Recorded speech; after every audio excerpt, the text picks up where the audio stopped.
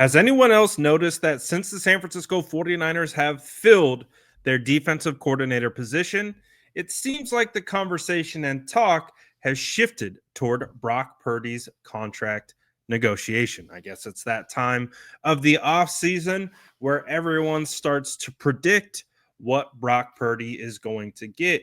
And this one is similar to the deal that Daniel Jones got from the New York Giants just 2 years ago. So let's talk about it. Let's dig into it. And this report is from ESPN's Dan Graziano, who does break news from time to time. So, and he does reference that he is hearing this from someone. So let's take a deeper look into it. Shout out to 49ers Web Zone for getting this.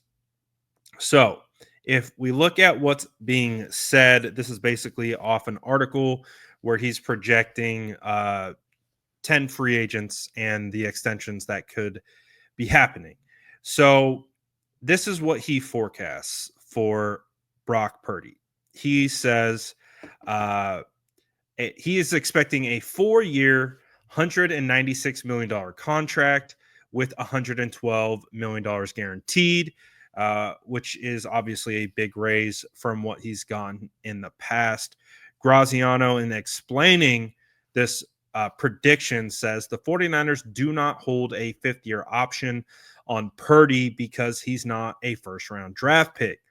So if he played out the 2025 season, he'd be either an unrestricted free agent or, much more likely, a franchise tag recipient in 2026.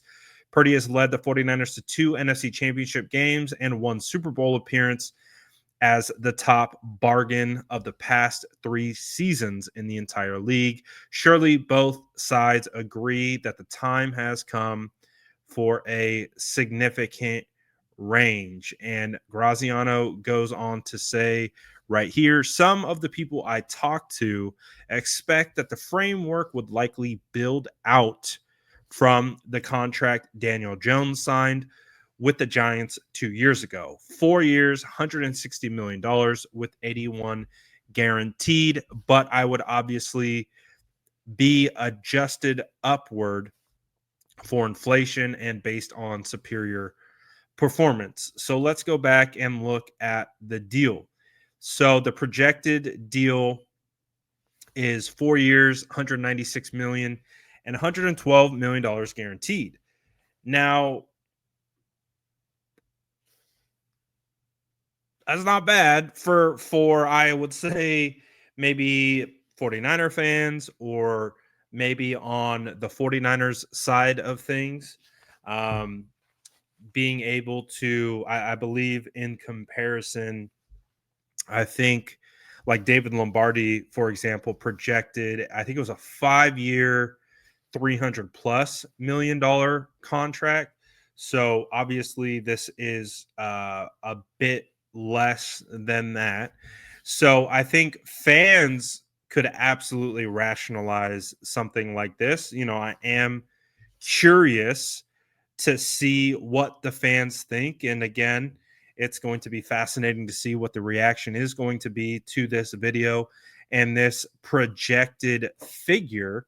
But if you saw a deal come through for 4 years, $196 million with $112 million guaranteed, how would you feel about that? Because the APY comes down to about 49 million per year on average. So would that be something that you would like? You would feel like, okay, that's not too bad. That's not too bad at all.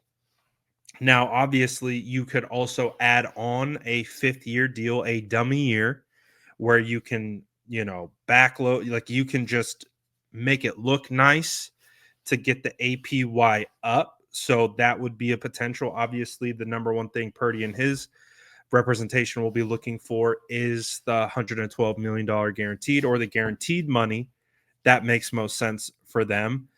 But maybe that could be a potential option as well. So I don't know.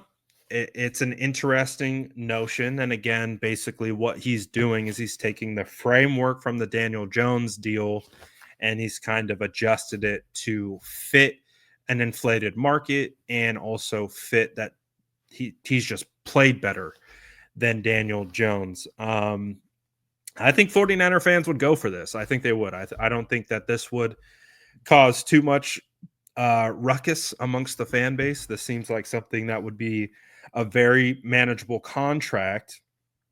But again, I just don't know if that's what uh, Brock and his representation will be going after.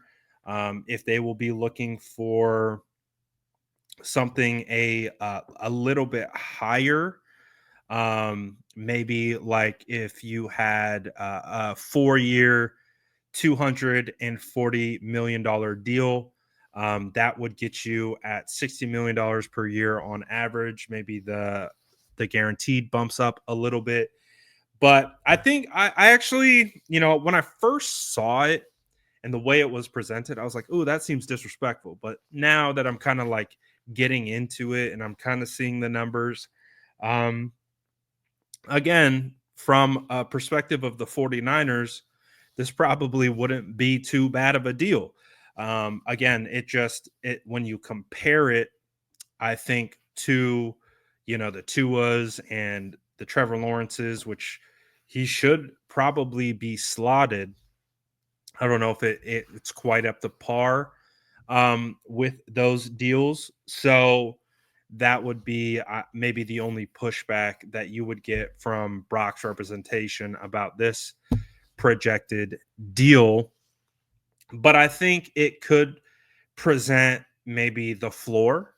I think that's one way that we can look at this for trying to quantify what that deal could look like, because we did see earlier in the week Tim Kawakami talking about how maybe the 49ers aren't looking to go gung ho with a big time, massive contract that would have Brock Purdy paid in the same tier as Dak Prescott and Trevor Lawrence and Tua and all of those other guys. And obviously, this would still be top 10 money. It would still keep him in a relatively high place. He'd still be one of the top 10 highest paid quarterbacks. But it would look a little bit more manageable, I think, to the fan base and maybe anyone who has concerns about paying Purdy top dollar. So I'm very fascinated to see what your guys' thoughts are on this projection. Does this projection make sense to you? Do you think it will be more? Do you think it should be less? Where do you sit? Because again, just like I kind of talked about at the beginning, is the search for the defensive coordinator is over. So the off-season conversation is going to have to shift somewhere, and we can't, I guess talk about the draft all the time. So I would imagine we're going to get more projections like this. So let me know what you guys think. Let me know in the comments below, and as always, make sure to like and subscribe for more updates.